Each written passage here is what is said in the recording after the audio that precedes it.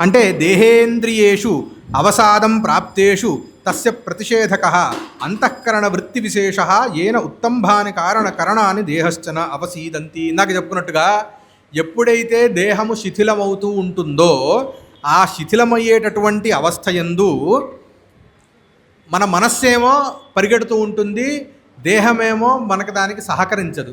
కాబట్టి ఈ పరిగెడుతూ ఉండేటటువంటి మనస్సుని కాస్త పట్టుకొని ఉండటాన్ని క్షమాగా ఇక్కడ తెలియజేశారు. అంటే మన యొక్క వాస్తవిక స్థితిని మనం ఎప్పటికప్పుడు ఇవాల్యుయేట్ చేసుకుంటూ మన ఇంద్రియాదులు మన దేహాదులు ఎట్లా ఉన్నాయి, వాటి యొక్క శక్తి సామర్థ్యాలు ఏమిటి అనేది మనం ఇవాల్యుయేట్ చేసుకుంటూ దానికి తగ్గట్టుగా మనస్సుని రెగ్యులేట్ చేసుకుంటూ ఉండడం, దాన్ని కూడా పట్టుకొని ఉండగలిగేటటువంటి సామర్థ్యం కలిగి ఉండడాన్ని క్షమా అని అన్నారు, ధృతి అని అన్నారు.